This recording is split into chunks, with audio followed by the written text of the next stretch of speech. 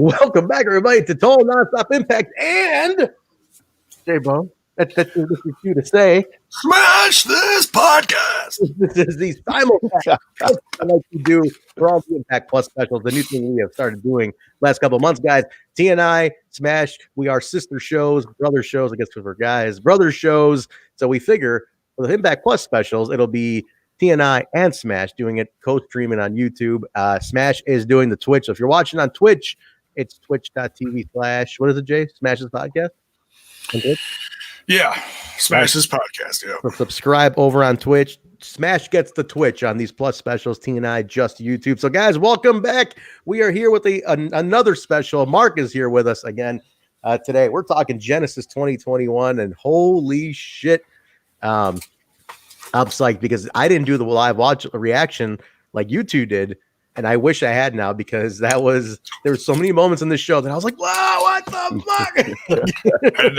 and that's why, because I knew this event was going to be special. It's very unique, but special in its own way. So yeah.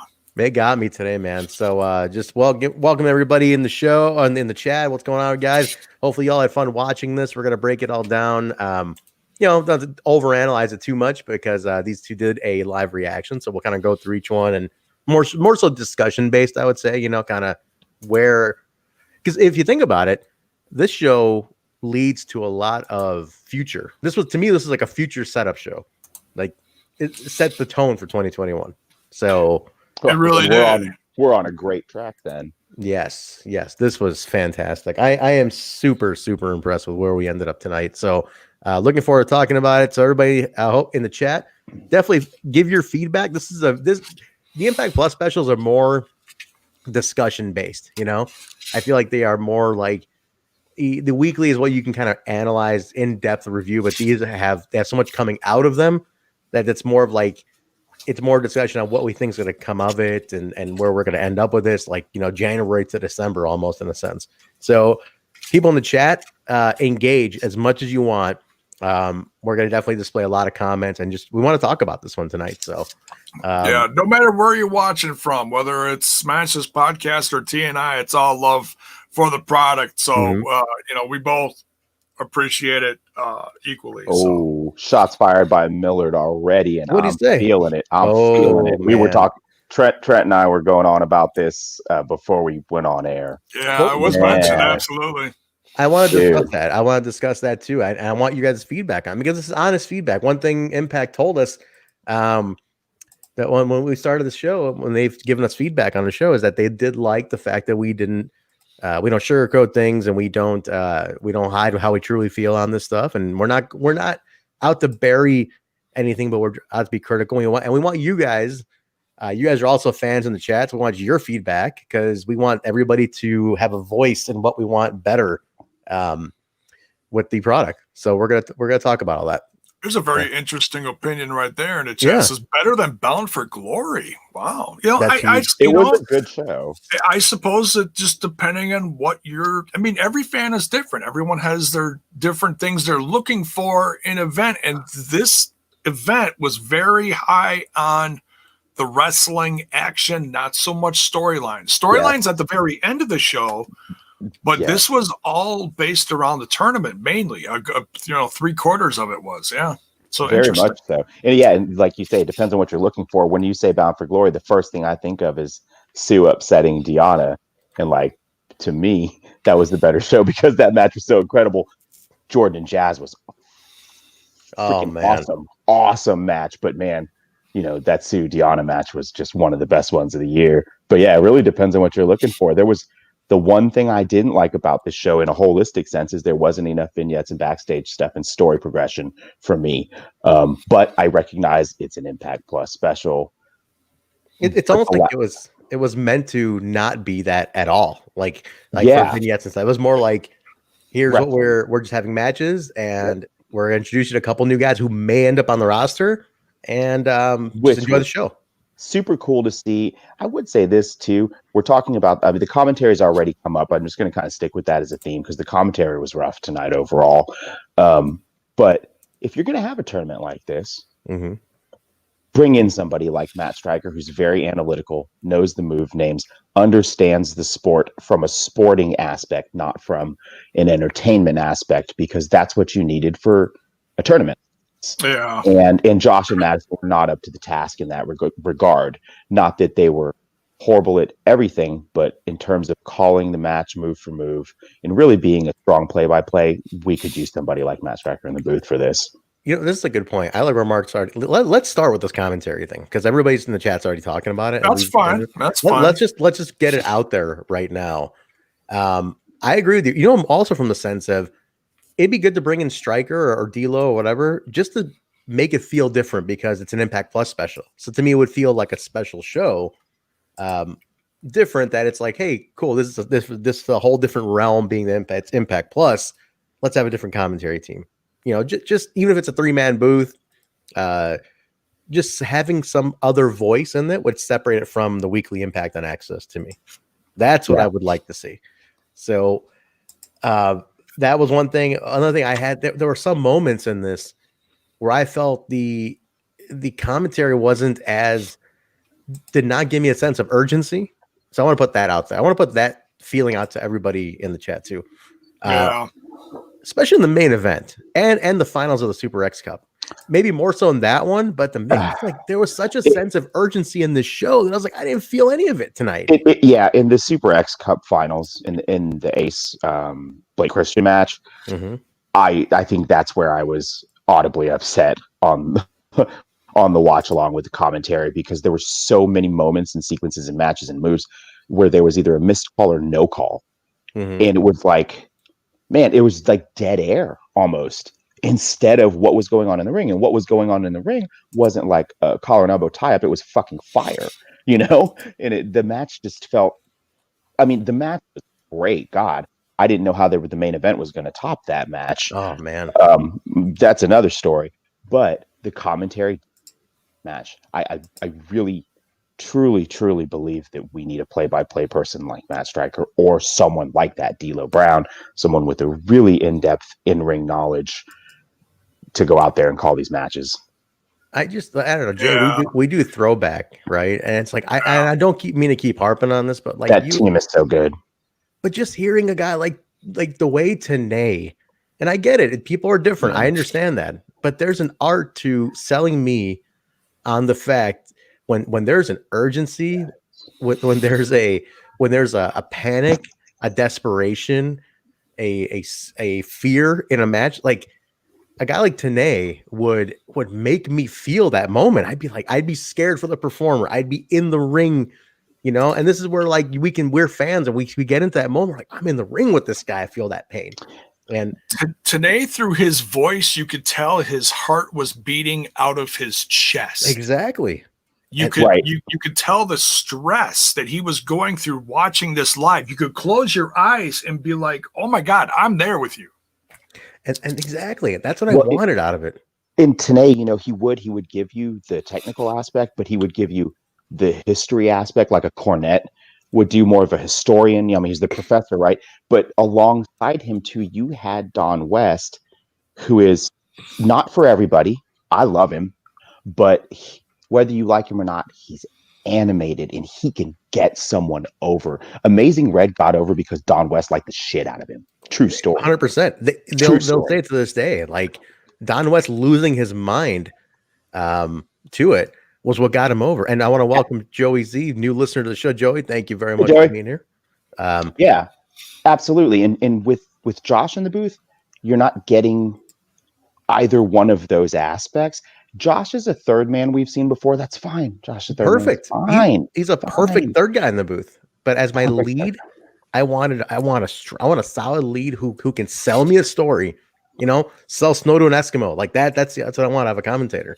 Yeah, or at least the emotion. Like, because Josh doesn't always come through with all the moves all the time, but at least have the emotion there. Like, oh my God, how did he even do that? That's all I want. That's all I want is that emotion. Just give me the emotion out of the match. That you give me that, I'm fine. But without putting me in the moment in that ring with them, it takes you away. Especially tonight's matches that were so story heavy.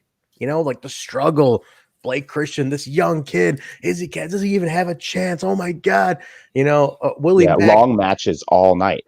all night, man. It was a perfect opportunity to sell this. And that's what I'm saying. Like it's a missed opportunity to sell it like a story tonight. Because there wasn't, like you said, Mark, there was no vignettes. There was a couple little like hype interviews, but yeah, you were in a perfect moment to sell this as a very ring story heavy show. Yeah. Terrence is going to keep us on track tonight. He's being the Ingrid in the chat. He's like, come all on, right, Terrence, man. Let's get to the review. Come on. This is part of the review. It's a Saturday night. It's a Saturday night show after an Impact Plus special. I made a stop through the treehouse on the way here between the watch along. Man, it's about time we talked about commentary in depth. I disagree, Terrence. We're on the same page a lot, but yeah, it's a big part of the show, and tonight was one of the most egregious offenses I can remember of it doing the show's no favor all night. It was very it was flat. Really undersold it to me, and I was like, man, I don't get it. And I'm not being haters here. I really don't. I want to put this out there. We're not sitting here, as everybody knows, we put this product over more than anybody in the world. Honestly, absolutely, But today was one of those things where it's like, man, because the matches delivered so goddamn much to me today. I was like, can you imagine if commentary had the same level of intensity as the matches did, JAYBONE? It's dude. He wears many hats. Josh is one of the he's one of the hardest working guys in the company. But for a special like this, where you're introducing what is possibly the future of the X division, and you want to put them over, you got to put them over. And you're trying to get new viewers and new people hooked in right now.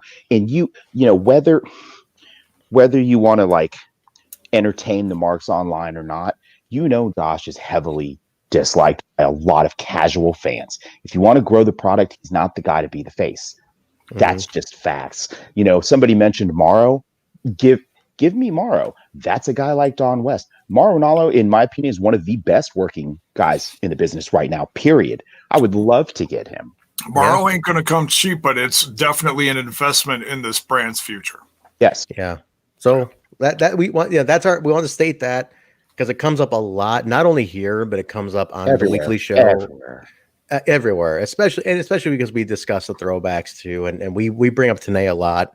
Well, for that and reason. We're always trying to bring new people into the product, so we want to be able to say that we have the best of everything, and that's one spot where we're weak.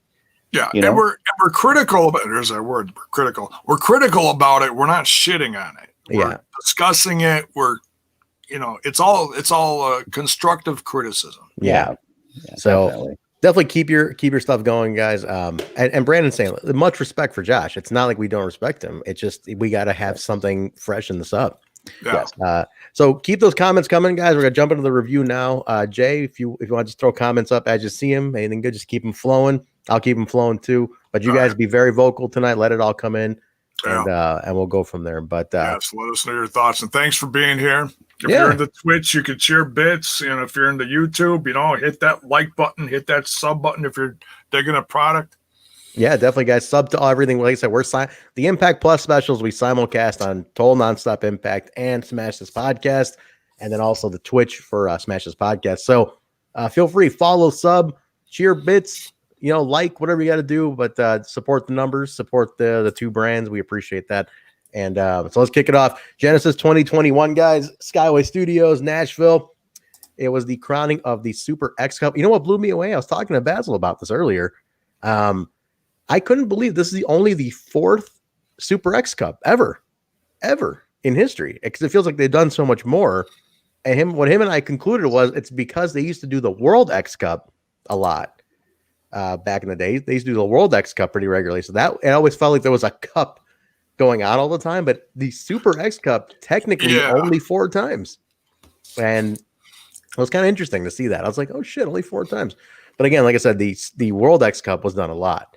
And that's one of the things that threw us off a bit. So 4th Super X Cup being crowned tonight. A couple newcomers. let's start with the first one. The first tournament match tonight was Ace Austin with Fulton. Nice to see them back, taking on Suicide to open this thing up. They had a little hype video before that, though. The hype video was kind of cool, huh? Like it was Ace and Alex Shelley was in the hype video at one point, and Blake Chris. I mean, sorry, who else? Scott Demore, I think, jumped in that hype video, right? Am I missing anybody? Oh yeah, Mark, you missed that, right? Yeah. For each of the 4 start off first round matches, they had a little commentary for each of them, and that was nice to see. They had that on Impact Plus or on the website, ImpactWrestling.com, and then today they threw it on the Twitter to get you hyped for it. And it was great, especially hearing from guys like Davari, who we haven't seen in 10 years. Yeah, give or take a little. I don't remember, it was the last time he was in the company, but former X Division champion. Very interesting to see him in the mix here. It was cool to see Davari. And what I liked, though, I do like that in this little hype video, they were like, Alex Shelley was like, we were convinced that Suicide was Christopher Daniels back in the day. And so we don't even know who's under that mask now at this point.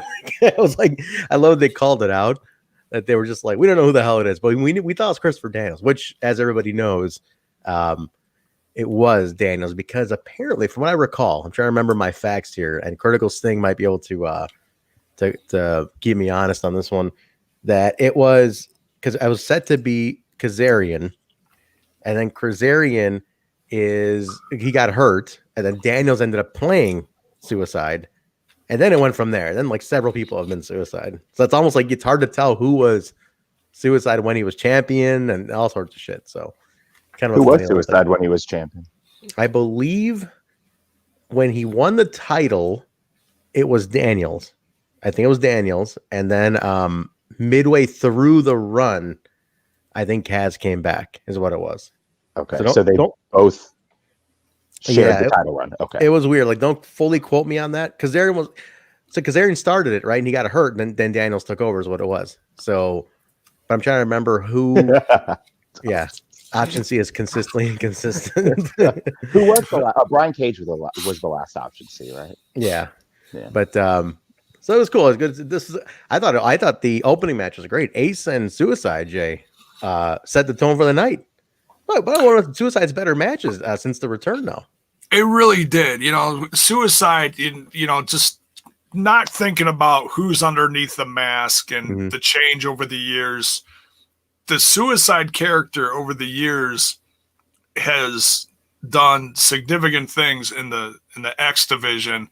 He's a veteran presence in this company, so you can't sleep on him. It was a perfect one to set up against Ace.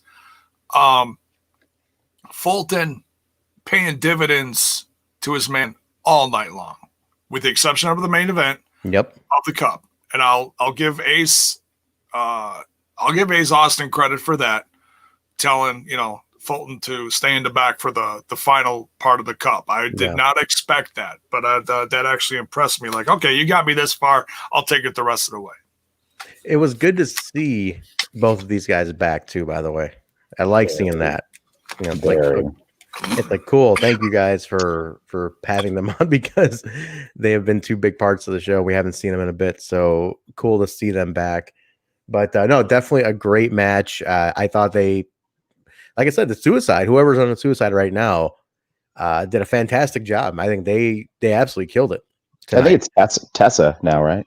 Oh, is it Tessa now? Or it's not AC Romero anymore? It's Tessa. Well, maybe I think they're splitting time under the hood. Oh, okay. I didn't. I was in and out of this match because I was having problems. But one comment on this: it is awesome to see them back. Super happy about that.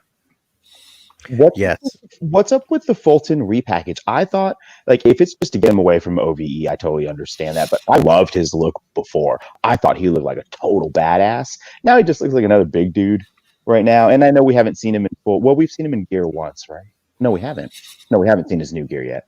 Not yet. So, he's got to just like in street clothes right now. So. Yeah. It's not a downgrade to like a heater sidekick. Or I hope he still has a solo path, because Ace's path is very clear right now. He's going to get to the top of the X division again and probably drop option C and become our champion at some point, the youngest Impact champion in history. I hope Fulton doesn't get lost on the way to Aces Championship. Well, I feel like he could turn out and to be like the Kevin Nash to Shawn Michaels deal, in that sense, or he's his heater and he eventually turns on his guy, that kind of thing. So there's story in there, but it's nice to see him back, huh, Jay? It is. What's that? It's nice to see these two back. Oh, together. Absolutely. Yeah. It's we were really starting to worry. We didn't hear any news about them. It had been a few months, the last like quarter of the year of 2020 without Ace and Fulton. And great to see him back, even if it is in the X division. Not that that's bad, but we expect big things out of Ace now. He had a great run in the X division. We know he's absolutely got more focus now.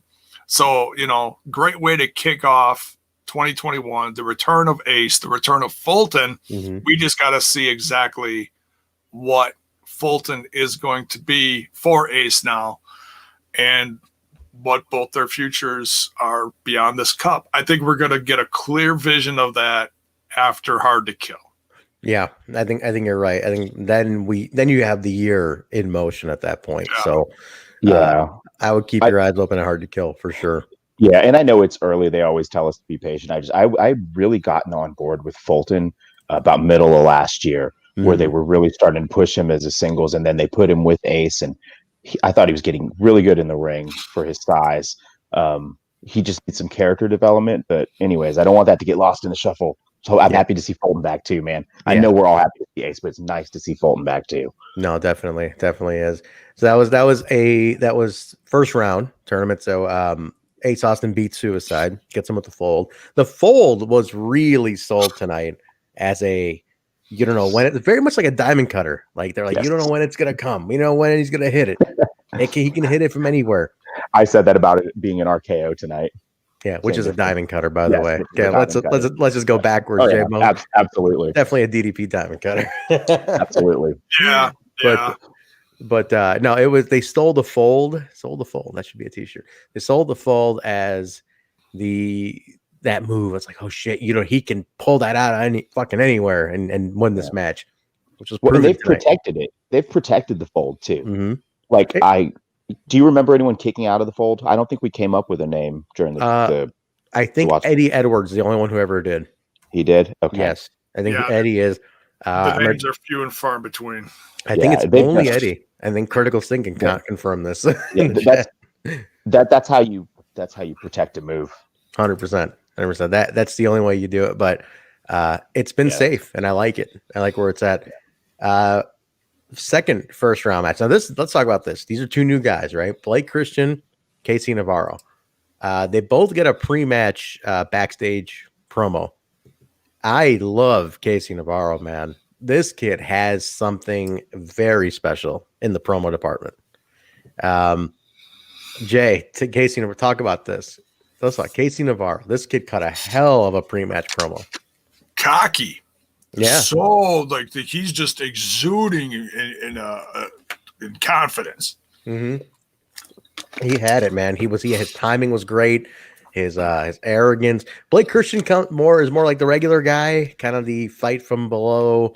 I mean, his promo wasn't engaging except for the fact that it definitely sold me on him because I like the one line a lot where he's like, I don't have a contract. I got no guarantees. I gotta win to make money and pay bills and take care of people I love and all that. I'm like, oh, cool. I mean, is he going for the common guy thing? I'm wondering. Yeah, he came across as your average Joe just trying to get a shot, like the consummate underdog, and it makes you, a lot of people love rooting for the underdog, and he really was portrayed as one. Whereas Casey Navarro is like, I got this whole thing on lockdown. I got it. Came in with a crap ton of charisma and confidence. Blake's like, it just like, hey, I just got to work hard to get it done. And I mean, two very opposite ends of the spectrum.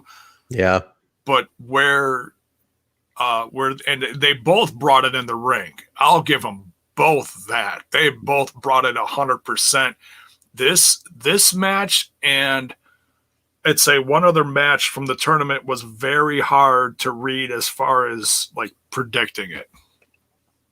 Yeah, because this one was like, oh man, these two, and Mark, you should go back and watch these first two matches because I know you were having connection issues. You'll love them. Yeah. These are good, but these two are kind of like, man, which one are they going to go with? You know, who gets the rub on this one? Who gets to get that elevation?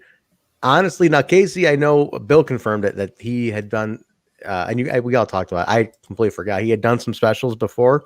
I forgot that he was on, but he actually tweeted out today too that he's like, a year ago I was at a special and I said one day I'm going to be an X Division star, and today here I sit, Nice. you know, in the Super X Cup. And then Josh even retweeted him. He's like, good luck. He's like, I said it then, I'll say it now. You definitely earned it or whatever. So the kid has something for sure. I think it's something very special and he can be built on. Blake, good in ring. I need a character. What's the character? That's all I ask with him. Is Hungry he kid? Hungry kid? But it's Hungry like, kid. I need more out of that though. You know, I need more out of the Hungry kid. You know what's nice about this though? It's nice to see the X Division is still a destination. It's still bringing talent. Oh yeah. Because it has such a history, you know. Exactly. It's an amazing history to it. Well, when you hold that belt, the names attached to that belt have gone on to do unbelievable things around the world. It's so, true. you know, as long as the X Division is kept strong, which it's never too weak, even in the bad, still a strong division. We're going to keep seeing Impact be able to bring. I mean, that's what they've done with the knockouts is build the division to where it's a destination. X Division has the legacy and is a destination again. The talent in the X Division right now is as good as we've seen it in a long time. One thing they didn't do, Jay, confirm this for me. Daivari had a match. He had a pre-match, and that's the next one. It's Daivari and Cousin Jake. Well, let's talk about it now. So Christian does beat Navarro in that second first round match and advances. A great match. It was. Yeah, not too long, but enough to get me on board with Blake being believable and Navarro. I want him back. Oh, and that I want to talk about that finisher for a second. Yeah, go ahead. The finisher for Blake Christian, that spiral splash, dude. I'd never seen anything like that. I mean, you've seen different like versions of it, whether if it's a 450 or a springboard from this part of the ring or whatever. I've never seen someone like spiral in the air and then land. I mean, that just, gives a little more oomph. So yeah, unique. And that was one thing that I did, that he did bring something new, because Blake, you look at Blake and it's like, you're like, all right, why am I supposed to like this kid? Because he is kind of coming across like the average Joe. It's the in ring that's like, I like that. And now you're like, okay, I want to see more of this. And I think, but see, that's the great thing about this brand of Impact Wrestling. And this is something that I've said during the watch along. But when it comes to like the knockouts match where Jordan came in a couple of years ago, still just as talented, but now you see that spark when she comes to the ring, where you didn't see that 2 years ago. Now when she comes to the ring, boom, you're in for a treat. She's got a ton of charisma, a ton of talent. She's going to bring it 1,000%, no question about it. And I think that's what I think down the road, if Blake stays with this brand, he'll have the opportunity to grow, and he'll give him that chance. I agree. I totally agree. I also love that 450 from the top rope to the guy hanging over the guillotine. Guillotine type 450, like, man. Backsplash, guillotine 450 backsplash. It was dope. Right? It looked painful. I was like, that fucking looks like it hurts. That looks painful to everybody involved. How's that hurting the other guy as bad as it's hurting you? Like, man, oh man, his in ring is wild. I love his in ring. It is, and it's good, man. I mean, he definitely delivered to me, and I liked it. Let's talk about this. So next one. So Blake does win. Next one in the first round is Cousin Jake against Daivari. Great pre-match promos from Jake. Mm-hmm. The Jake one set up to me that something's happening here. Something's definitely happening with Jake. I don't know who I am anymore.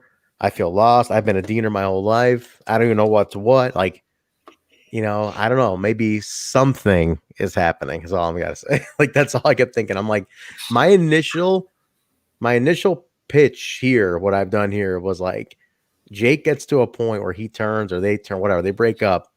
And he's like, I don't need to be a Diener. I don't even know what I don't even need to have a name. Like something where it's like, I'm not defined by being a Diener. The Diener name hurt me. The Diener name broke me. The Diener name set out as nothing, but no, I'm Jake something, something like that. Yeah. And I feel like I hope that happens. Yeah, like Diener made me feel like a nothing, but actually no, I'm something, and then Jake something, something comes out of that. That's what I've been thinking. That's just my armchair booking idea, but well, you need a clean break from the former Cody Diener since he's now the sole Diener occupant. The name is Diener, so you need a clean break. Yeah, and on top of that, it's like Diener. It's like Cody's a whole different animal now. Yeah, he's cousin Jake did tweet something has to change. Well, there you go. That's what it is. So it says it all. Like there's something that's brewing with Jake. One thing I didn't, Jade, and tell me if I missed this. In Davari's little portion, I like how Jay points to his head. He's like, let me remember. I'm trying to remember. Let me get ready for this. In Davari's little pre-match thing, did he mention he was a former X Division champion? He mentions his history. He did mention some history and that he is teaching that next generation in his own wrestling classes. Yeah, in his school. That place that he has with, I don't think he mentioned Ken Anderson, but he's got the place in Minnesota with Ken Anderson. Mm-hmm. And that I don't remember the specifics of any other specifics of it, but I'm sure if he didn't mention it, I'm sure they mentioned it on commentary because he is a former X Division champion. Oh, they did show the old footage of it, so I'm sure they did. But they didn't mention him being champion. They did. They showed him wrestling. Maybe they didn't, but I know they showed the old footage of him. They did. They showed him wrestling. What's his name? Consequences Creed, who's now what's his name in WWE? Xavier Woods. Xavier Woods. Yeah. They showed him wrestling him. But they should have mentioned he's a former champion, though. Why didn't you guys mention the guy as his next division champion? You know what's crazy though? He's in better. He looks like he's in better shape now than he was back then. I mean, not by a ton, but the guy is just jacked. It's jacked.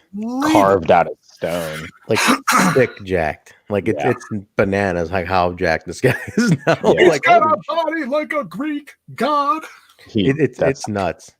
Or like a Persian prince, Jake. Yeah, I'm going to be a little more culturally appropriate. He's a Persian prince more than a Greek god. Huh? No? Not so much like a Buddha. Tough crowd. But he looked great though. I like this match a lot too. I think Jake looked strong. Yeah. I think Jake. I was like, he was wrestling like that solo Jake something that I've seen here and I've worked with, and I'm like, man, I dig this. I dig a solo, hungry, angry Jake. And Davari looked great too, man. Davari held it. I mean, the guy can go. Like Davari looks like $1 million. And I know he's an agent now. And but if you get a little part-time appearances like this, like just for flavor, why not?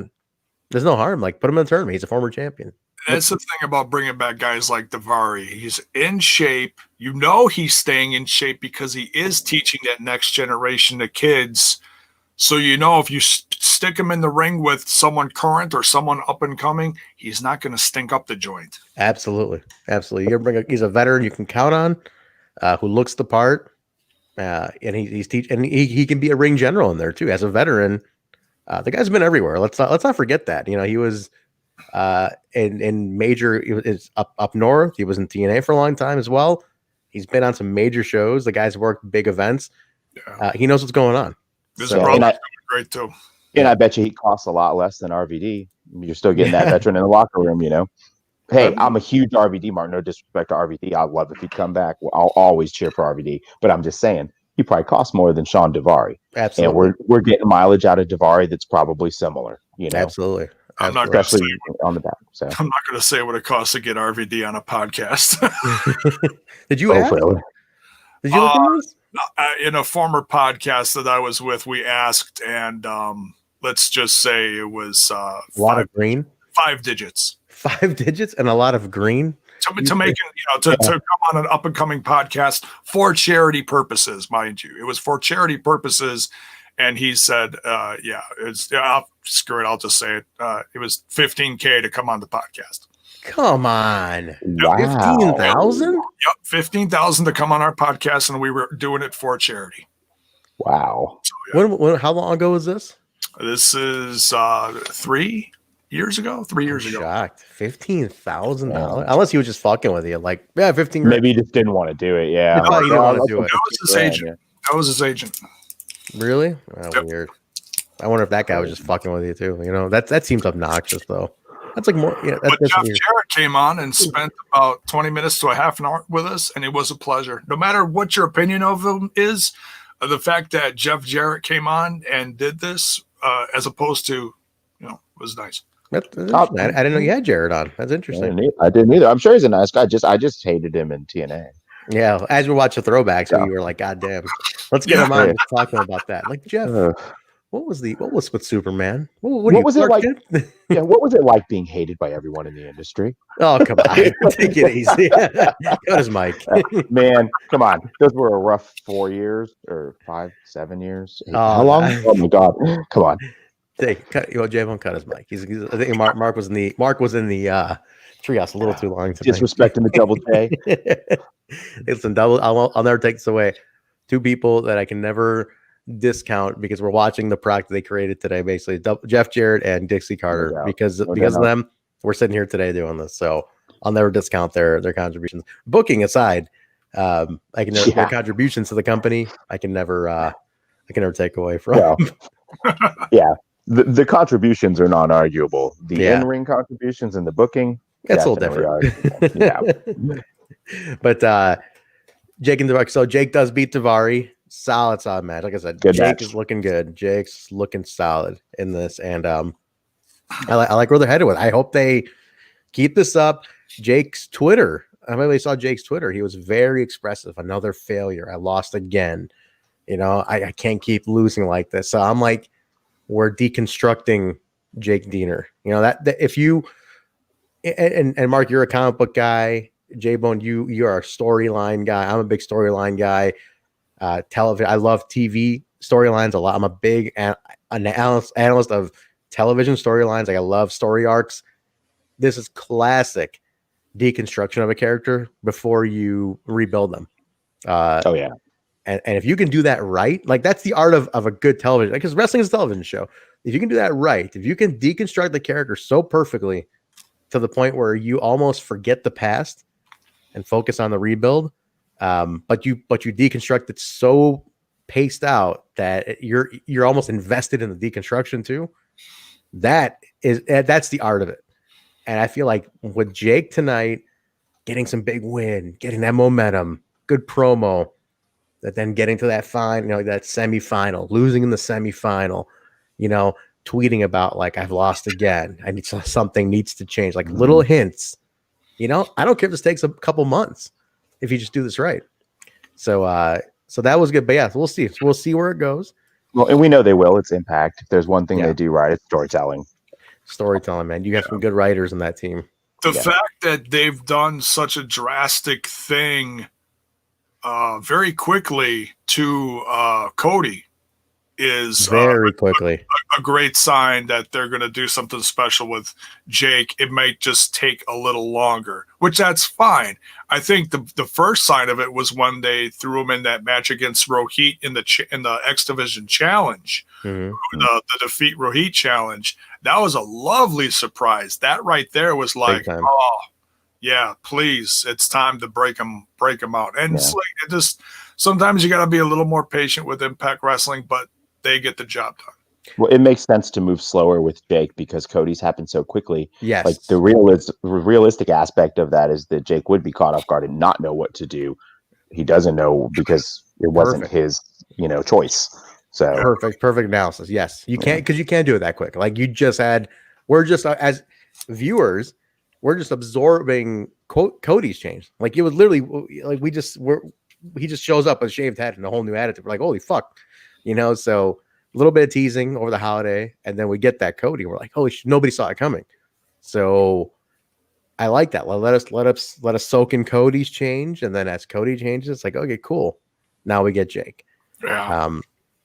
So we'll see where that goes. Next one was Crazy Steve against Trey Lamar. That's another young up and comer who a lot of promise, had a lot of momentum. So this little group, this Casey Navarro, Blake Christian, Trey Lamar. I know Bill always talks about him. He's seen a lot of them on GCW and other indies around his part of town and stuff. So, and I've seen Blake and Trey. I had them at AAW here before we got shut down for COVID, but I got to see both of them. They're solid. But this was a great match by Crazy Steve, though. By the way, I was like, "Yo!" I'm like, "Where did Steve come up with this, man?" Critical thing saying right there.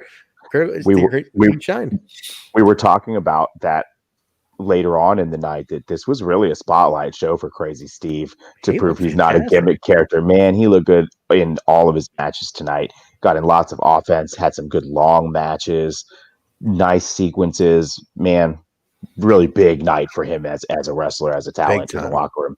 Huge night for him. I love how unpredictable all night he was. He would do stuff, and it was so entertaining. Mm-hmm.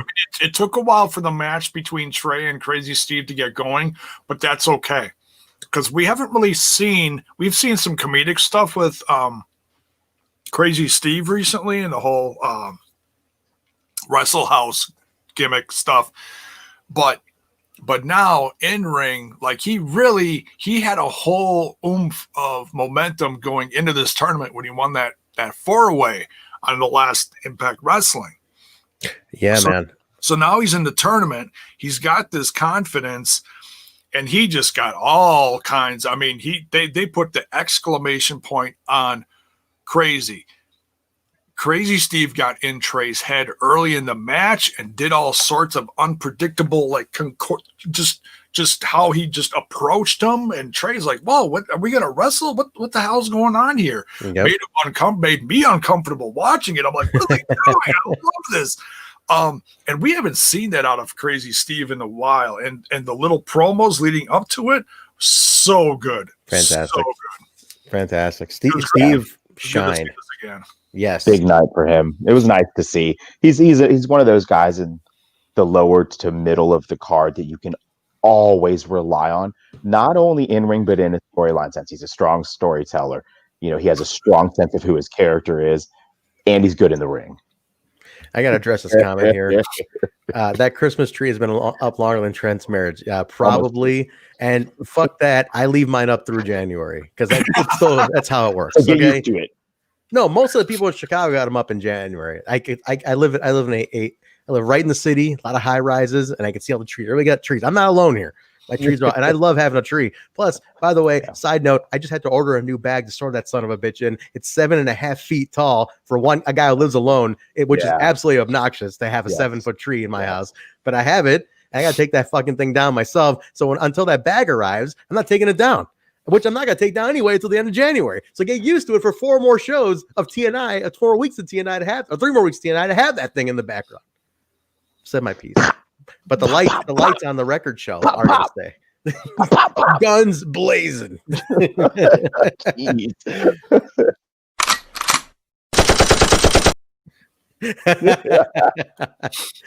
Definitely the shotgun of the night. Hey, did you see Lakers comment that Steve also got a win on Explosion this week? Oh, Dude won a huge 4-way on TV on Impact. Big week. Wins a match on Explosion. Wins 2 big matches on a pay or a special. Like, awesome. What a week for that's our athlete of the week right there. That's our wrestler of the week is Crazy Steve. Crazy Steve, man. Interesting. Big week. Yeah. We'll talk about it on the Plus Weekly tomorrow night, which we do tomorrow.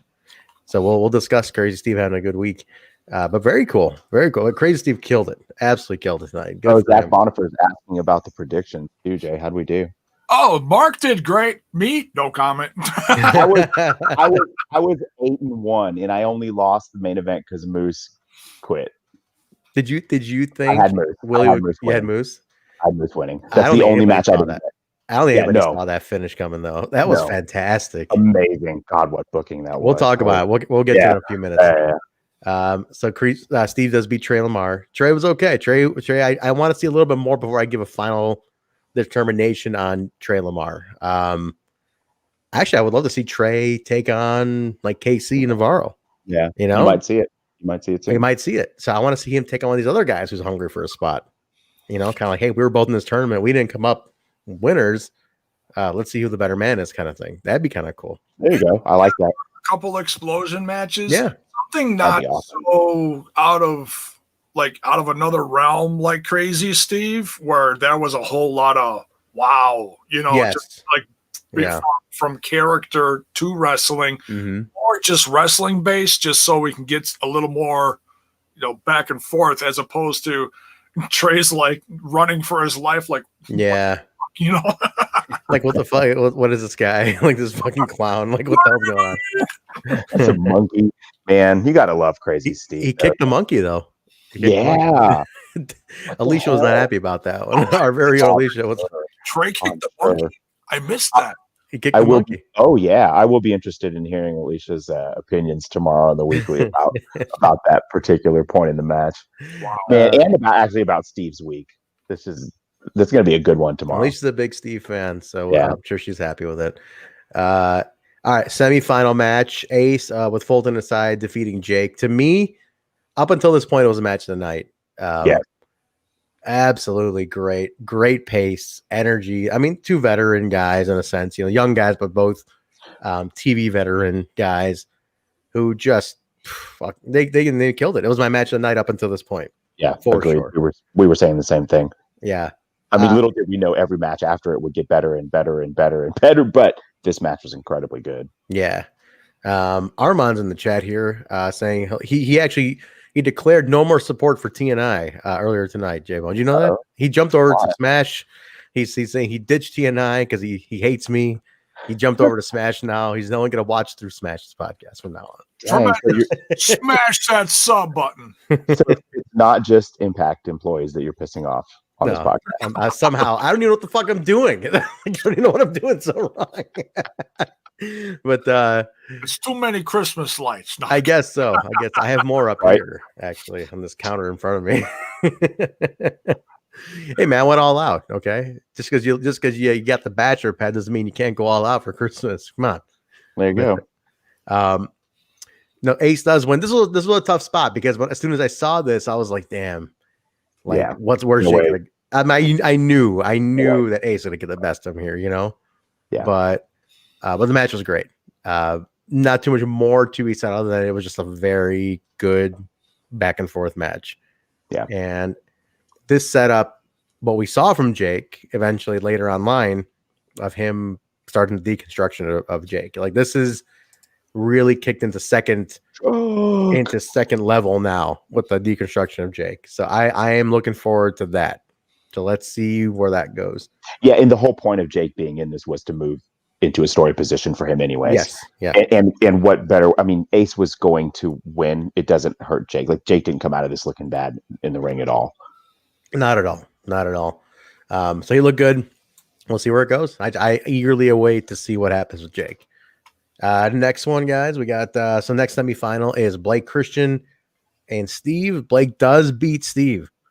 To be honest, I didn't think this was going to happen, Jay. I didn't think they were going to put one of the unsigned young guys into the finals.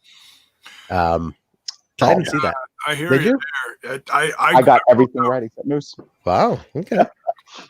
I wrote down upset. Yeah, that's what I thought it was. Yeah, it was. But again, he's a name coming in with a lot of hype, Like you're going to get that extra match out of him against Ace Austin. Like, why wouldn't you book that if you have him there for tapings for this? True. My thing was like, you just don't expect, like, that's a lot of shine for an unsigned kid, Sure. Maybe he is signed. Maybe. But to put him, like, he is forever in the lexicon, right? Like, he's forever in there as a finalist in the Super X Cup at Genesis. Yeah. That's a big deal. And it's like, dude, you were never part of the company yet, so it's like, shit, that's a hell of an endorsement. And I think the kid really, he put it out there. I gotta go to Blake Christian. He might not have much of a character, but he gives it all in the ring, though. I can't take that away from him. He definitely gives it all out there. Truck saying, don't tell Twitch that he's on YouTube now. Thank you, Truck. I can count on Truck for being a hell of a hand, hell of a guy. So no, that was cool. So Blake does beat Steve. That was setting up the final, right? It sets up Ace and Blake for the final. So, and we're gonna get to that one, but definitely didn't see that coming myself. Did not see it coming. Jay, you have anything on this one? Any thoughts? Just said it was a major upset. Yeah. And Blake, I mean, it shows the to use a classic term, the intestinal fortitude of Blake to keep going. That too, man. They taped a lot of shit here in one Dude, shot. that's what I was saying on the watch along. Going into the final, I was like, dude, Ace is gonna wipe the floor with him. He's had a couple really well, the second match was a really tough match. And then you knew going in with Ace, it was going to be a tough match. And they went. How did you guys clock that match? The finals match? I did not. I don't, and my results don't have times with it. So it was long though. Like they had a good amount of time, but we'll get to that too. Yeah, this kid's good. He's good. I'll look it up in my usual place, see if they can find it. The singles match after this to kind of break up the tournament a little bit was the knockouts match of Jordan Grace and Jazz, which, man, I love me some Jazz, man. Dude. I didn't watch much of her career in WWE because I don't watch WWE, but man, dude, this is okay. First off, her fucking mask is cool as shit. That kabuki type mask, like a fusion kabuki mask. Yeah, it's badass. Is there a significance to that particular mask, or what is it? It seems like a fusion kabuki mask. Like it's like kabuki, lucha, American westernized theater all in one. It's very unique. But Jay, did she wear that up north at all too? No, that's something she wore more within the last, I'd say, like handful of years. Like I think she wore that like when my reintroduction to her was when she was NWA Women's Champion. And she was NWA Women's Champion for a long time. Like I want to say like a few years in a row. Oh shit! Okay, but that's when it was really like still sporadic. Multi territories all over the country. Not a NWA. Mm-hmm. Like we're seeing now. Yeah, that's I was like, oh my god, quite the change from what when we saw her in ECW and or WWE. Yeah. So interesting. No, she looked cool as shit, dude. But this match, man, I want Mark start this one off because he's a knockouts guy. Yeah, 10 thumbs up. This is the match I had the most invested in. The only knockouts match on the card. I was a little upset about that, but I knew that they were going to give it time and let this one go because it was the only knockouts match. Jordan has elevated herself over the last year into top of the card star. Jordan Grace hasn't had a bad match in fuck if I can remember how long. Forever. Jazz, holy shit. This is the match I wanted. These women beat the shit out of each other. Oh my God. Dude, reversals, roll-ups, catch can, plexes, throws, turnbuckle spots. I mean, give and take. Long story in the ring. Nothing but class. Pure warriors in the ring. Friends and respectful at the beginning and the end.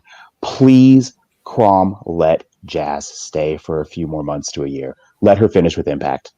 Like she's so good for this locker room. Like we know this knockouts locker room, the chemistry that they have. Take out how good they are in the ring, that they're like a family. And from everything you read online, they're saying that Jazz fits in really well. She gets along with everybody. She's got that veteran experience. Man, please sign Jazz, for whatever we can get her for. It's a little tricky with Jazz. I think she's on a retirement tour, so she's probably gonna want to go all around, make the rounds. That doesn't mean you can come to tapings once. Right. I agree. Because the advantage is Impact does block tapings. So put her on some tapings and let it run through, once at a tapings gets you a month. So yeah. I mean, I don't mind Jazz and some storylines. Total veteran like her in the locker room. Especially with Madison leaving too. Shit. Absolutely bring her in. Absolutely make her your rock. Because a lot of young girls in that locker room. So you want a veteran like Jazz who can be like go to, like who can the girls go to, that kind of thing. You need, I mean, Gail's there obviously, but obviously Gail and Jazz together and as veterans in the locker room, shit, man. Talk about anchoring your locker room with some real awesome knowledge.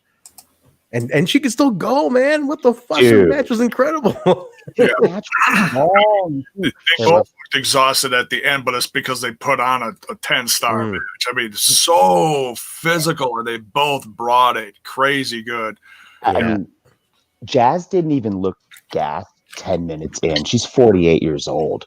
She's 48? Are you serious? 48. This woman can go. Dude, still. She gave Jordan a kick to the face at one point. I was like, what? Dude. I was like, she rocked her, man. That whole sequence in the center of the ring, that face-off was great. God, I'm going to watch this match back like immediately. It's worth a rewatch for sure. Such a good match. This one's worth a rewatch. Jordan does get the win though. Did I miss something, or did the count? Did she seem like she kind of kicked out right at the 3 almost? Yeah, I think there may have been a miss from Toll there. Maybe, or it's like he didn't hit the 3. He didn't like hit the 3 hard enough. Like it felt like for like a split second, I was like, did she kick out? Like I didn't catch that 3 solid. I have to look that back. I didn't see that. Look that up. People in the chat tell me if I'm wrong, because it just felt like either she kicked out at the 3 or like he just didn't hit the mat hard on the 3. So it felt like, did she kick out? Like what happened? And then they rang the bell and Jordan flowed with it. So I was like, okay, well, I guess it's okay. I really didn't hear the 3 is what I'm saying. So either way, it's a phenomenal match. I thought this one, they rocked it. Absolutely rocked it. Yeah. Brandon says that tornado DDT. Yeah, that was amazing. Mm-hmm. So good. Good shit. The Knockouts division is the cream of the crop, the premier division in the world. The best division in the world. Best tag team division, best women's division, best men's division. It's the best division. It's incomparable. And then they added Jazz. And they added Jazz. So it's just wait till these tag belts come into play now too. That's the next thing, right? And that was the best thing about Jazz is no one knew. I mean, there's maybe a few people that guessed it, but no one knew. They kept it on wraps. It was great. Did anybody guess that? Chat, did anybody guess it was going to be Jazz? When did she shave her head? Did she go like a year ago or 2 years ago? A while ago. I think when I saw her and when they really started putting her in front of the camera again with when Corgan bought the NWA, I think she was bald then too, which was a shocker because I hadn't seen her in well over a decade. It wasn't like a health thing, was it? Or did you go for a new look? Yeah, I think it was just a look thing, but I heard her talk about it on a podcast, but I can't remember. It's been a while now, but I think it was just a look thing. Okay. Yeah, I wasn't sure. Like, what did she go through, like a health thing or what? Because she wears it well. She wears it great, actually. That's the crazy thing. I never because that's a risky look, right? Like that's a tough look to pull off, especially for a woman. Especially for a woman, right? And she wears it perfectly. I tell you what, late stage career. I'm in my 40s too. I love her gear. That's like the perfect. Her gear is the shit. Dude, that gear is so dope. It's like perfect Jazz gear for this stage of her career. Dude, it just felt like everything about this whole Knockouts match was my whole night right here. Like I loved the whole show, but man, this was a good one. Yeah, man. She I remember from ECW early days. She was God, who was she managing? She was with the Impact Players for a little bit, right? With Justin and Lance. Mm-hmm. And then he had what's his name? She was with Candido too. Right? With who? Was she Candido? I don't remember her with Candido. I definitely remember with Justin and Lance, and then they had that whole little click with Jason Knight and everything, and whole nice thing going on. But then she fought Jason in ECW, which was fantastic. Yes. But then she was kind of sporadic towards the end there. But I remember then she showed up up north WWE and that had a huge run up there for almost 10 years, I think. Yep. Then she won the belt a couple times up there. I think. Did she? 2 times, I think. Josh said tonight. Yeah, I think it's 2 times. Yeah. She's absolutely she's a legend, man. I guess 100%. And then she bounced around a lot, but man, good for her, man. She's a solid performer, and she's married to what's his name, Rodney Mack. Is that right? Yeah, Rodney Mack. Yeah, they have a school in San Antonio, like 2 hours from me, 3 hours. Oh, they do. 2.5 hours. Oh, they're Texas based. Okay, nice. Yeah. Is That he? San Antonio's popping now, man. Thunder Rosa, Jazz, Rodney Mack. Like, very true, man. dude, it's popping over here now. All of a sudden, Texas was one of the greatest territories in the country at one point, and Texas, they'll talk about all the time. Texas got murdered. I mean, the Texas territory was like no one could draw in Texas for years at one point, and it started coming back in like the horrible mid-teens right now. Like, it started coming back a little bit, dude, but it was bad for a long time. In the late 80s, when McMahon swooped in and bought Houston Wrestling, and then I think WCCW was actually sold to someone else, right? And then eventually shuttered. But he destroyed it, and no one would book in Texas. Our indie scenes, I still think, are behind a lot of other places, considering Yeah, they're coming up again, though. It's also such a big spread out state, too. That's yeah, you know? Yeah, that's true, too. But you're right, San Antonio. I think Austin is really starting to pop again. To Houston, starting to pop again. So they're getting there. They're starting to come back up. Dallas, I think, is still in a way butchered in a lot of ways. Like, I know they had a mania there, but for the most part, I think Dallas still just got its ass whooped a long time ago, and it still hasn't fully recovered yet. But the other cities, NWA country, big time too. So they got really cold shouldered when the WWF came in time. too. So yeah, but that's a story for a Patreon day. Yeah, for sure, for sure. Hey, there's a crew I used to run with back in the day. There's Dizzy. What's up, man? St. Louis, way back. Oh, big time wrestling at the Chase. If Truck is still in here, Truck or I know he knows that territory stuff. But Adam Impact, our buddy, lives in St. Louis, and him and I talked about wrestling at the Chase. There's a fantastic book called Wrestling at the Chase, written by Larry Matizik, who was the assistant to Stan Muchnick, who was the promoter of the president of the NWA, based in St. Louis. Wrestling at the Chase is actually, funny enough, the Wrestling at the Chase DVD series is now on the Impact Plus app under the Classics section. Yes. Oh, cool. Yes, it's on under there. I actually bought the DVD set from High Spots, but it's all on, or most of it at least, is on Impact Plus under Classic Wrestling. So you want to see some old classic St. Louis territory NWA stuff? It is on Impact Plus. There you go. But the book is great. Who was their big champion out of that territory? Well, they were an NWA hub affiliate. Yeah. Did they have any local belts or no? There was a St. Louis championship, a Missouri title, which was held by everybody, like a who's who. If you Wikipedia the Missouri State Heavyweight Championship, it was held by everybody, mostly Harley Race, but everybody else. Like, he was from St. Louis, from Missouri. Yeah. But it's fantastic. So check that book out. It is really, really good. Okay, so that was the women's match. Final Super X Cup. Ace Austin, Madman Fulton against Blake Christian. Absolutely killer match. And the finish was fucking phenomenal. Like, at one point, I was like, are they giving this to Blake? Like, I really thought Blake was going to take this at one point. Dude, that fold to finish, my God. Well, that corkscrew fold. Yes. What you got, Jake? I love the fact that right at the top of the ramp, Ace sent Fulton to the back. That made me feel, it's like, you know, because I said this all night. I was like, oh man, Fulton's helping him again, which it's fine. But in a special tournament like this, I was like, I would have really preferred to see Ace do it on his own. But Ace sent him to the back for the main event of this tournament. That made me feel a lot better for it, you know. So, Blake certainly had a much better chance. Yeah. And, man, I mean, Blake really was a workhorse all night going through this tournament. And to face Ace one-on-one, I know a lot of people assumed Ace was going to take it, but seeing how good Blake was, I mean, this is honestly the first time I myself and so many other Impact Wrestling fans are probably really getting the first time to put eyes on Blake and see what this kid is all about. Man, he we were joking about this when Scott came out at the end and had the papers in his back pocket. We're like, there's that contract. Give it to him. We haven't had a feel good moment, one of those in a while. We don't have crowds right now, but that still would have been a feel good moment. Oh, for sure. You'll get it though. They'll soon come. But no, this was a great match. This absolutely hits the jackpot. We're gonna go ahead and play the jackpot slot machine here. That absolutely. That's not jackpot, but anyway, I hit the jackpot.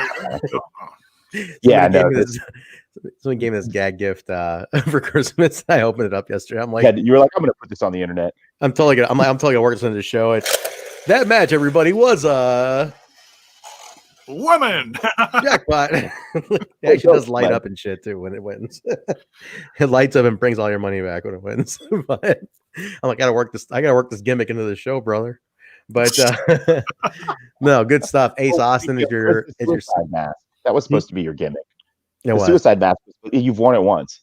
I have won it once. I have it. But no, I was really hoping I won the jackpot here at least one time during these polls. Is Slowpoke in here tonight? Is he going to make me a Ty Valkyrie mask? Is there a Ty Valkyrie mask on my face? There should be. Just like her face on top of my face, like superimposed. Well, Slowpoke, our buddy Slowpoke was he doesn't do late. He's a dad, man. He's got to put the kids to bed. And he's got to go to he's off to bed, man. That's what happens. Not like Mark. Mark's in the tree. Mark puts the kids to bed first, goes to the tree house, and then it's like, I'm gonna do some fucking wrestling reviews. Got to know how to do it, man. Got to get it done. That's how it works.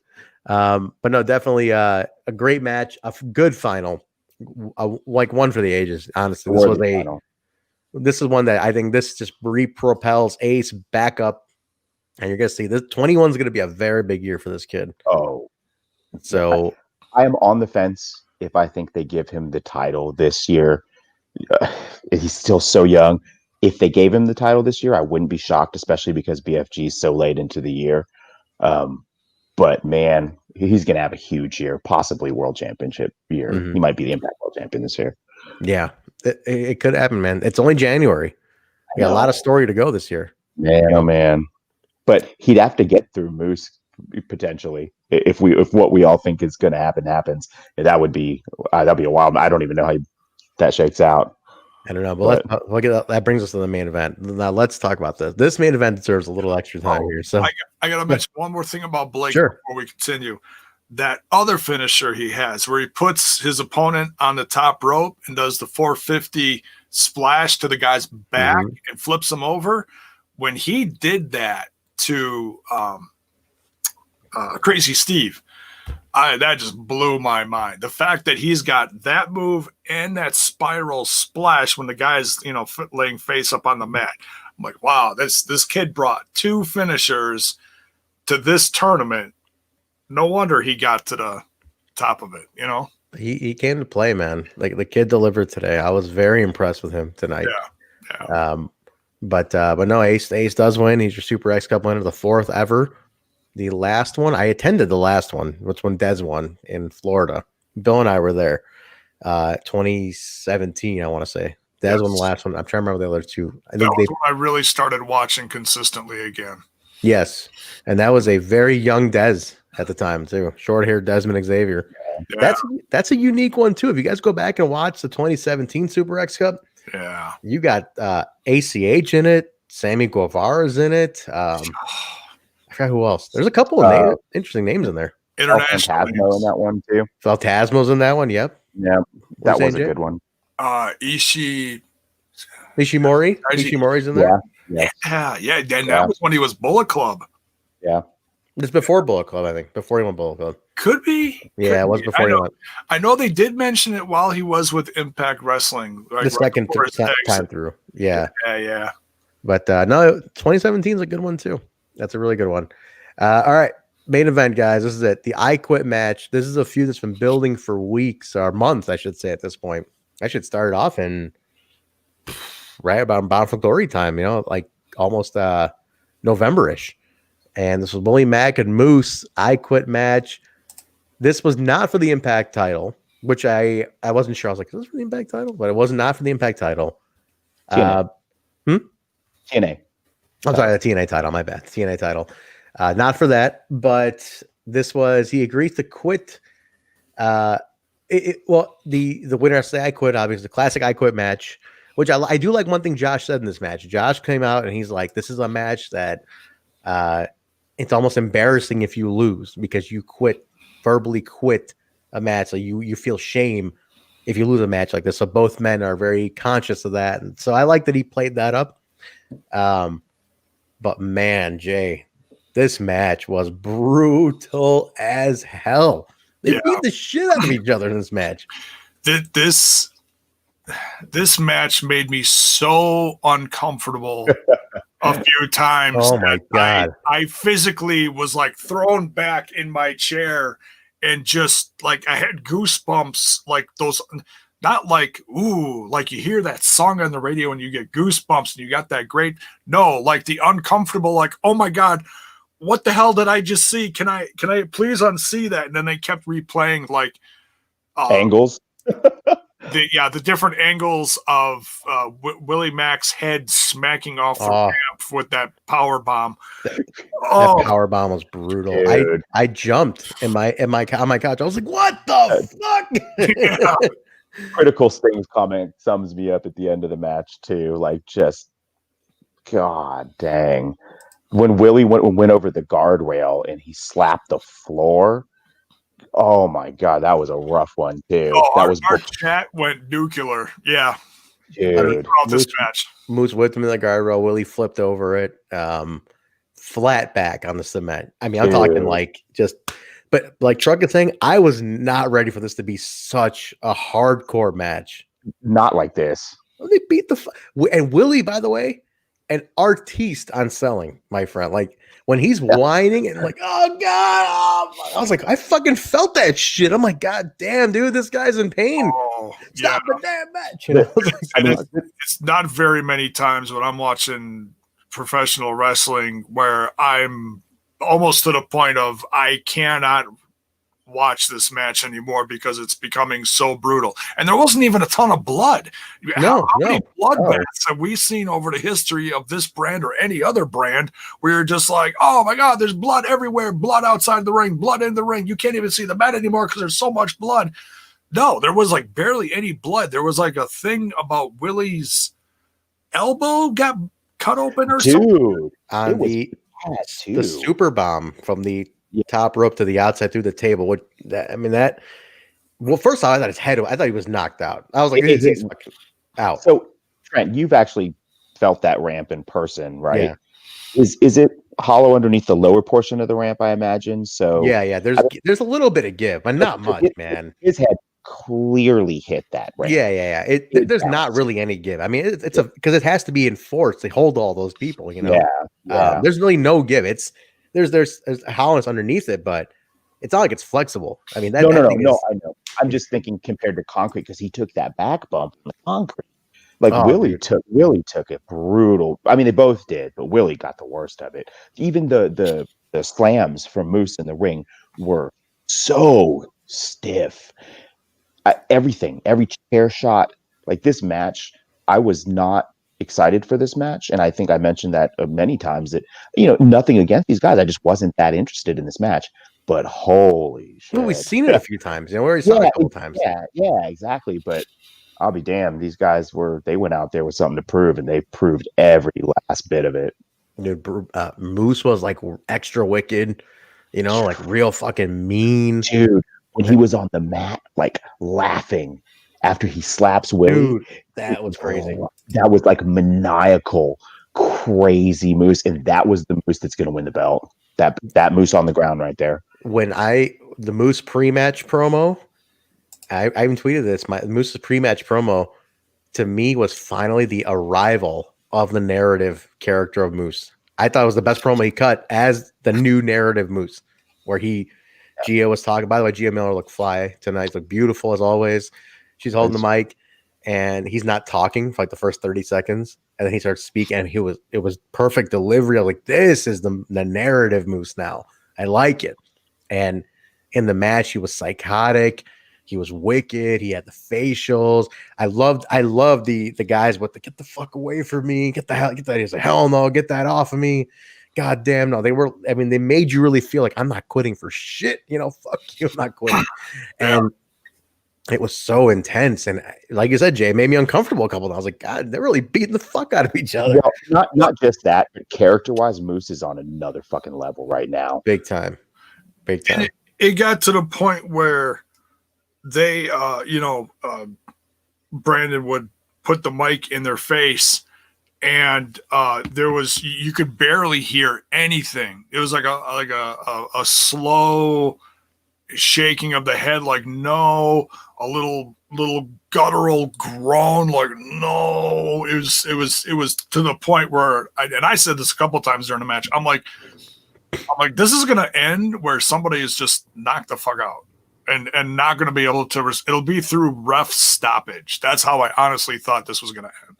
Not the way it did. That was just shocking in a good way, but shocking. So let's talk about that ending. Jay, set up that ending. We'll talk about that ending real quick. That was, in my opinion, one of the best endings I've seen to especially an I Quit match. Oh my God. The emotion that was brought, like I said, it was getting to the point where somebody just wasn't going to recover from one of these blows. Someone was actually physically going to be knocked out. That's what it felt like.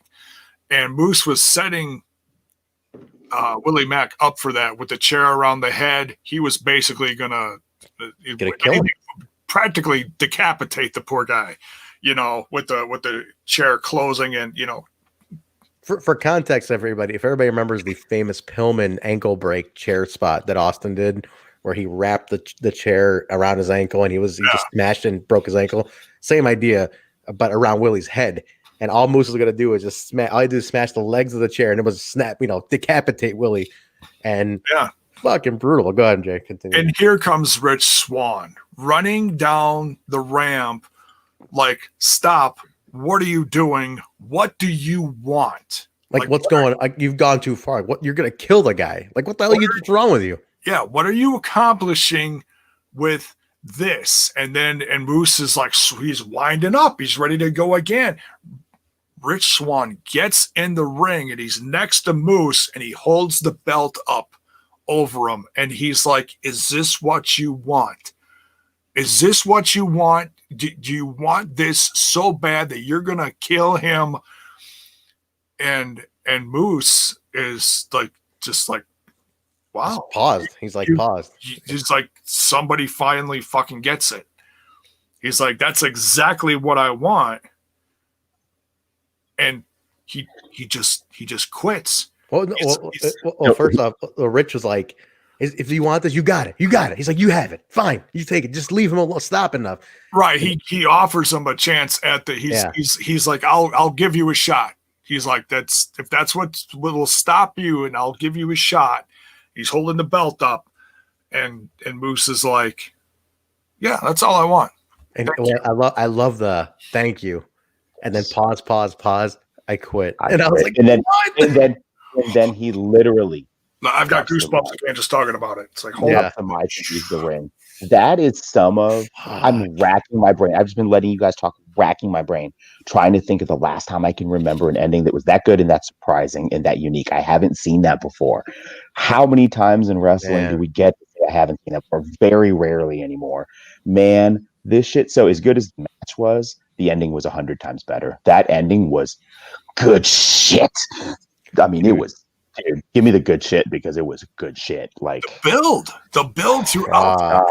They just brutal, so brutal against each other. If you want to make it believable that Moose is a threat and he's menacing, and dude, your world champion just surrendered to him on his knees, dude. Yeah, I don't know how you can frame a picture better to show you that Moose die than having your world champion on his knees. Like, Moose is the man, dude. And, I would keep seeing Omega Moose in the chat. And like, that sounds fucking amazing, but they're both heels. I don't see how that happens. They're both strong fucking heels, too. I don't see either one of these guys flipping anytime soon. Unfortunately, that'd be a killer match, but the match is on and Swan can fucking go. But Moose, dude, put the belt on Moose. Please put the belt on Moose. Put the belt on Moose and have Moose walk down on Dynamite and be like, what's up? Dude. I don't know what the fuck's up now? Dude. Moose versus the world on Dynamite. But I'll tell you what. From a guy who works in wrestling, from a guy who helps with storylines and produces, for me, that finish was absolute brilliance. Hey, Guillermo, that's my boy Guillermo. Bill, I want to get this fucker on the show one of these days too. I want to get this little bastard on too one of these days. Dude, it was absolutely. Speaking of Guillermo paid. I remember Guillermo paid $10. Remember, you took a $10 photo with Moose, and Moose was just getting started. And it looks like a prison photo because Moose is like, Guillermo's not that tall, about as tall as me. And he's long fucking hair. And Moose takes a giant picture, shirtless Moose tatted up, and it's just them, He goes, yeah. I'm like, this is a prison photo, man. He's about to fucking make you his bitch any second, like in this picture. But I think I'd be that scared as picture. shit of Moose. If I saw Moose in the line, I'd be scared as shit of Moose. But no, man, that finish was art. Like to me, that storyline personified. That's how you engage. Like the guy literally goes, "Thank you." He was wearing a Charlie Manson shirt too. He was Bjorn was definitely wearing a Charlie Manson shirt. We got that photo somewhere. Make that your profile picture on YouTube, Bill, and we'll see it. But it's just because like you didn't see it coming. And just that perfect delivery. Thank you. I quit. And it's like, fuck. And then Swan's like, what the fuck? And the thing is that you have to give the nod to the consistency of Moose's character. This has been 6 months of build of taking old Moose, putting him through the narrative, then developing the separate part of the narrative outside of EC3's influence. And all the while, the focus has been the same. Belt, belt, belt, belt. Getting like more and more focused, more and more mean. His physical appearance is even starting to fucking match. The dude is shredded and leaned compared to what he was. Like this is the like prime Moose number one. This is like prime Moose now. He's ready. I mean, look at him. Like he's never smiles. He's so serious. He's always ready to go. He's only here for one thing. Moose is a fucking monster now. So get ready. And like this is the year of the Moose. We say Ace, and Ace is going to be huge this year. Moose is going to wreck this promotion this year. I think so. And then Jay, we talked about this when it first happened. He's got that TNA belt. It's the perfect unification of the two belts, basically, at that point. And that's what you do. You just unify the two titles. That was my only We're good. My only gripe on the watch along was I feel like the belt, they need to kind of do something with it, like shit or get off the pot. It served a great purpose at first, but ever since the narrative, I feel like the belt isn't doing much for Moose or anyone else, and they should either recognize it, unify it, or kind of write it off. I don't know.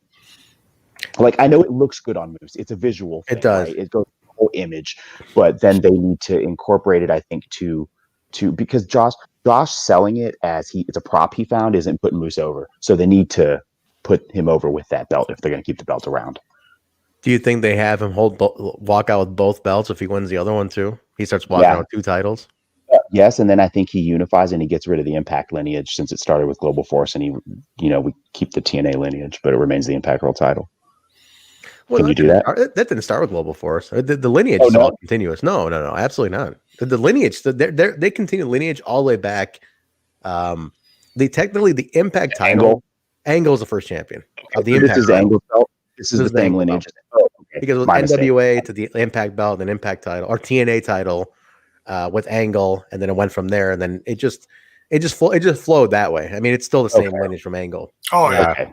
My mistake. Still, then unified. Mark, you asked me that earlier. I just misunderstood your question. It's actually you're not unifying it because it's the same lineage. It's just he's holding a prop version of it. I don't know how you write that then, but I feel like the belt needs to have a story that's bigger than what it does at the moment. You know what it is? They're going to go for the visual of both title, him winning both. Yeah, he holds both. It's a full, complete unification of encompasses the entire run, and then you kind of zone out the TNA belt, the old one. He's watching the Impact. I don't know. He says, "I've got this one." Like that's all I wanted. Something. This was a placeholder. Whatever. Yeah. I can't wait to see what they do with this. Whatever it is, I'm here for it. It's going to be great. It's been such a crazy, awesome journey to see Moose ever since his heel turn with Austin Aries. Yeah. His evolution has been so unique and so fun to watch. And I know some of us got a little impatient wondering what the hell is going on with the whole EC3, and it seemed like it dragged a little bit. But now we know what it was. EC3's storyline with Moose was the end game to get Moose to this point. Moose has reached his narrative. He's focused. Mm-hmm. He knows what he wants, and now, as of tonight, he knows what he's gonna get. So when does this match happen? That's my question. Rebellion? That far out? Do we wait till? Yeah, well, let's see what they advertise after Hard to Kill. We still don't know what's coming up after Hard to Kill. Because At if least you I wait, don't think we do. you wait till Rebellion. Yeah, that's April. I feel like Revolution is going to have an Impact tie-in, probably Swan and Omega. So I feel like you might have a storyline buffer right there to carry you. You could put Moose. I mean, Moose has run the roster, but you could get to Rebellion. Moose is strong enough that you carry him to Rebellion. It's just you'd need at least 2 feuds probably, or one really strong one to get from here to there. More like Rebellion. It's so far out. My only issue with that is that you stretching what we saw tonight for 4 months could be a challenge. Yeah. But that said, you might even there's a small possibility we might even have partial capacity crowds by Rebellion. You know what I mean? Like it's 4 months out. There's a vaccine out. We might start introducing 50% capacities by then. I mean, maybe if you're operating under the assumption we could see something of a crowd at some point, then that reinforces it even more for me that you wait, because Moose has spent a long time earning this, and the reaction will reflect that. Because as we know, some states are more likely to open before others, right? So Tennessee was actually one of the somewhat looser one before too. Like you could have it where, they might be a 50% capacity state, or they go somewhere else, or who knows? But I mean, to do it in front of some fans would be better. So I don't know, man. There's options here, and that's 4 months of vaccine distribution and mandates starting to loosen. Like things can shift in 4 months, as we've seen. So I'm just trying to think of how you get there with Moose. 4 months. It's 4 months, a long time. That's my only concern. Jay, you were going to say something though. I think this is a great way to distract until you get to that point. Because now you've got a whole opening for a whole heel turn with Mac. And we've talked a little bit about this before, but this is the perfect opportunity in some way, shape, or form for Mac to turn on Swan because of Swan's interference in this match. Like, why did you do this? I had this. I don't care what it would have taken. I wouldn't have quit. And you came down. And I mean, Willie won the match, but he's going to be pissed at Swan now because of how he won. That's my guess. Like, I didn't need your help with that. I should have done it on my own. Because Willie's got a lot of pride. You know, he does. That's one thing we know about Willie is his pride levels through the roof. So, yeah, I could totally see, and that's how he maybe goes with Moose. I know we've tossed that around too, but he'll turn on Swan, and we'll get heel Willie Mack versus Swan at the next one. That's my prediction. There we go. So and that's how you deter it away from Moose, but then back to Moose. Yeah. So another bridge you could use to get to Rebellion is the obvious AEW tie-in. You could easily tie Moose into a feud across promotion and forget about his march to the title for 2 months because he's wrapped up in that. I mean, I would have to think if you're going to send people to AEW, Moose is on that short list, of people to put forward. You could, man. There's a lot of. I know I'm speculating like crazy, fancy booking. How are we going to get there with Moose? We know he's on the road to the belt. 4 months does seem like a long time, but Hard to Kill's out. You can't do anything at Hard to Kill. We already know that, unless Moose interferes in the main event. But do you see that happening with everything that's going on in that busy main event across promotion? I don't know, man. I don't know if this plays into it. That's my only thing. It's like you could definitely but it's like you have like 3 routes you can take, and it's a matter of which one they go with. There's a lot of ways you can do this. It's just a matter of when you want to do it. Not so much how. The how can build in like 3 ways. Yeah, it's just when. You know, do you want to wait till Rebellion? Then you got 3 months, and how do you stretch it 3 months, Jay? You know, it's tough. You know, it depends on what they want to do more, how much of this, how much of that. You know, it's how much of the AEW stuff is going to take place. It's just they've got a few different ways they can focus it now. I mean, the X division has a whole starting line now. Like, hey, you got all these guys. what's going to happen with them? That's going to be the big question. The AEW is another chapter. Moose and Swan is another chapter. It's there's so many different directions this company is going to go now. The women's tag championships, you can't leave that out. There's going to be a lot of different great focus points for this company going into the rest of the winter and springtime. So, hey, I'm here for all of it. I don't care. I'm loving it. Same. Yeah. Either way, it's going to be fun, guys. But that's Genesis 2021, everybody. That was What a show. Impact Plus special of 2021, an absolute hit. I think we a lot of unexpected stuff, a lot of setup for the rest of the year came out of this, and it's a look at the stretch. We had Impact on Tuesday, we had Genesis tonight, we had another Impact the go home show for Hard to Kills Tuesday. Then they have Impact Wrestling Week on Access. Where it's Good Brothers watch along movies, documentaries. What's that? Should we try and do something for the Good Brothers kickboxer watch along? Maybe we could watch along the watch along. I don't know if we could stream. We can't copyright. We can't have. Oh, you're Yeah, we can't. You can't have. I'll bring them offline next time. Yeah, but there's documentaries all week long. We don't do all that stuff. I mean, it's just documentaries. So I would say I'd tell everybody just watch Access, and then we'll be doing Hard to Kill either way. So. Yeah, Hard to Kill will be on, and then we'll go from there. But guys, that's it. Let's wrap it up. Let's start getting our plugs in here, and we'll be back tomorrow night with the Impact Plus Weekly, the Open Forum show talk, Explosion, Open Forum. Try to make it a little quicker tomorrow because we have so much content this week, so it won't go too long tomorrow. But definitely check out Explosion on the Impact Plus app. But let's get our plugs in here. Mark, where can people find you? Nice and easy. I am Taya WO. Taya World Order on Twitter. That's it.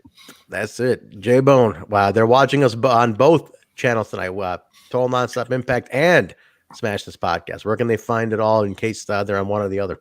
You can find Smash This Podcast on Twitch, and you can find it on YouTube and all the socials, the Facebotch, the Twitter box, and the Instanek.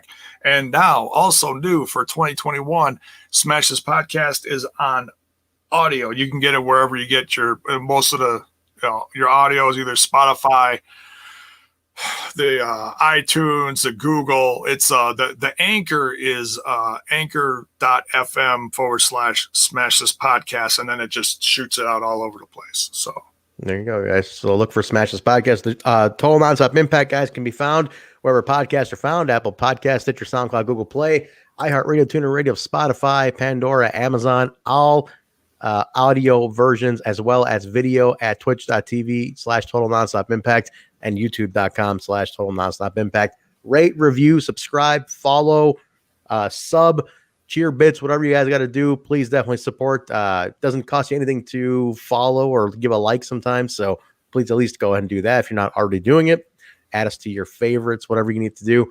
So we appreciate that. The show can be found on all social media platforms at We Talk Impact on Twitter, Facebook, Instagram. Just type in We Talk Impact, and then Total Nonstop Impact comes right up. So give us a follow on there. ProWrestlingTees.com/Total Nonstop Impact as well for all your t-shirts and merch. And I think that's it, Jay, right? This was the co-stream between Smash This Podcast and Total Nonstop Impact, guys. Impact Plus, Genesis 2021. Absolutely a fun time tonight. And we really appreciate you guys hanging out. So thank you guys very much for doing that. Do we have an outro, Jay, for this on this show? I don't think we have an outro here. Not really, because it's there's a countdown you could do and out, but that's because it's on both formats. I don't really know. Yeah, you want me to rap straight out of Compton? Yes, please do that. We're doing the co-stream, so our sound stuff's not the usual TNI stuff, guys. We appreciate you hanging out. So I guess we can end it with the here, I'll play this and we'll play the who booked this. No, I shouldn't play. Todd and Kenny Machine Gun for the outro. We don't have it in here. We don't have it in here. It's in the other bank. We have to move a lot of those into both banks, and then we can go ahead and play them out. So yeah, so we'll